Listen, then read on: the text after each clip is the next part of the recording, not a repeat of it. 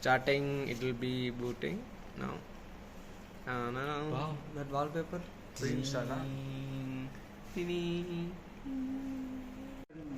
Okay. Okay. Fine. Now first we have to open the terminal. Two times. So now we have to enter this git clone. We have to clone the repository. Just press enter.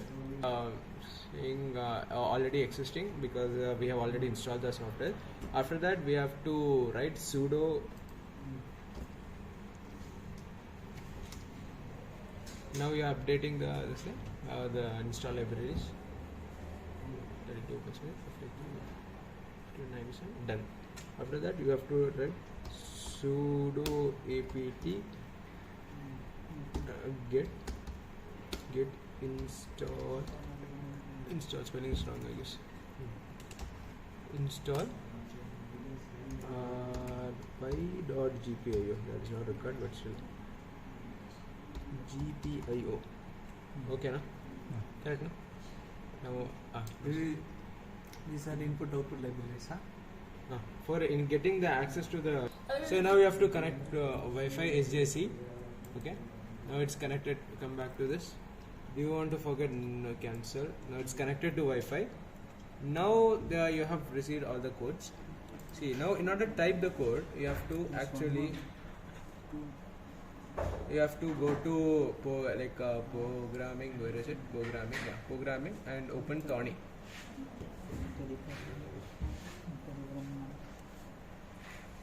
Now you have it will be a blank one. You can open a blank one.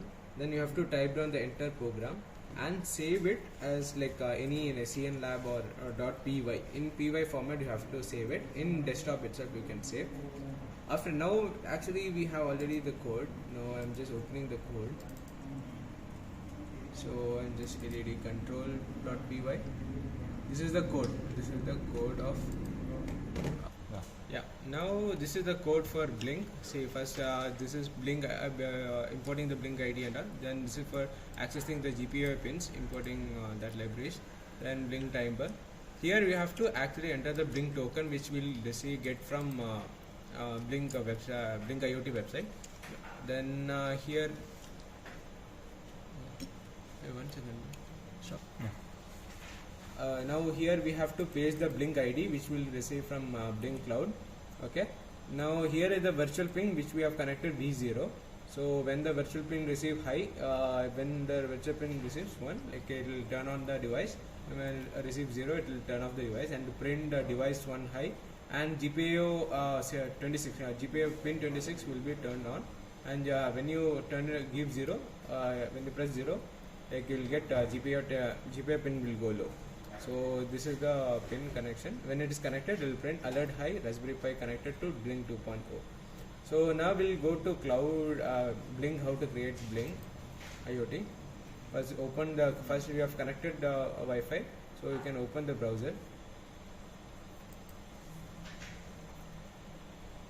See, this is the problem of what small computer is slow. Blynk BLYNK.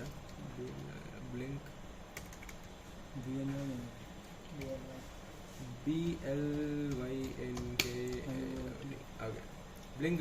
Okay, start. No. You need the Blynk authentication token.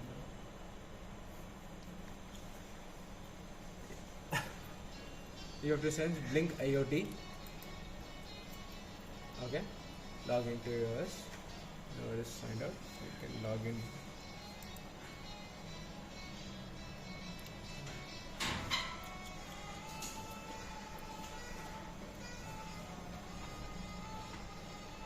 Since we have already entered the username and password, we are just logging into our account. This is the the dashboard, the main dashboard. First, we have to go to template. Stop. So this is the dashboard first, which when you log in you will get. So here you have to go to first. You have to first create a template. So there's a 9 dots. You have to press the 9 dots. Then you have to press new template, and you can give any name like CN Lab IoT 1. Okay, then you have to select the device. Device you have to take Raspberry Pi. Okay, Wi-Fi. This is a description, no need. Then just press done. So now template is created. You just have to save it. Okay. Now we'll go to search, and this is now here. We have to create a new device. Add a new device. So after then, when you add a new device, you can select from template, CN Lab IoT 1, create.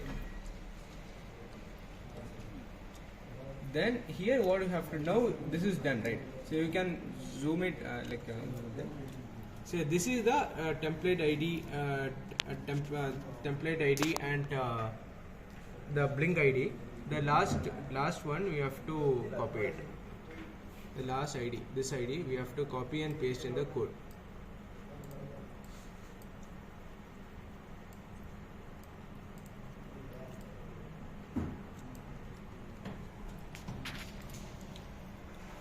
You have to paste it here.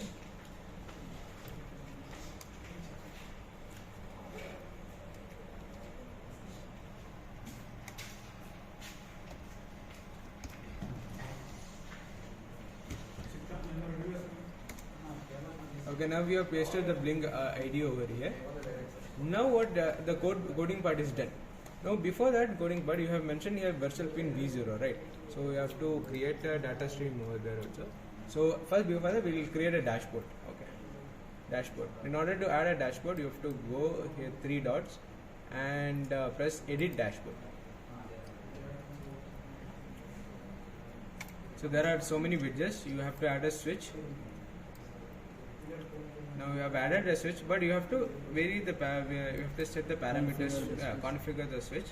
So here we didn't create any data stream, so we have to create a data stream over here.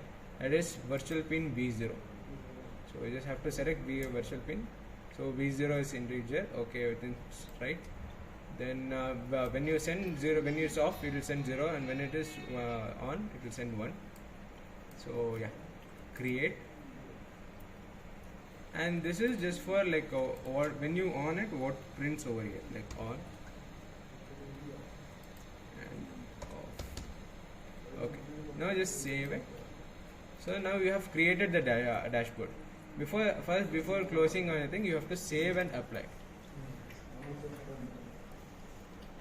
See, now before this is the dashboard created. Now we'll go back to Tony, and then now we have to save the program and run it. See, it has been now. It is, see, when it's connected, it will print hi Raspberry Pi connected to new Blynk, right? Now it is connected to Raspberry Pi, and now it's connected to Raspberry Pi. So now we'll go back to Blynk Cloud. We'll turn on the switch. We'll on. Okay, now we'll come back. See, it is saying when it is receives high, like when it is on, it will print device high, device 1 high. Now we'll go back to Blynk and now we'll go. It is received device low. So if you want to turn on the sensat, like we have one, instead of giving device 26, actually you can give device 25. GPIO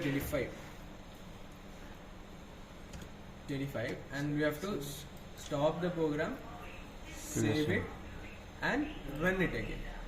So now it is connected to new Blynk. Now turn on. You can see when it's on, the Raspberry Pi will be off. Now I'll turn off again. Turn off. Yeah, it's off. On, off.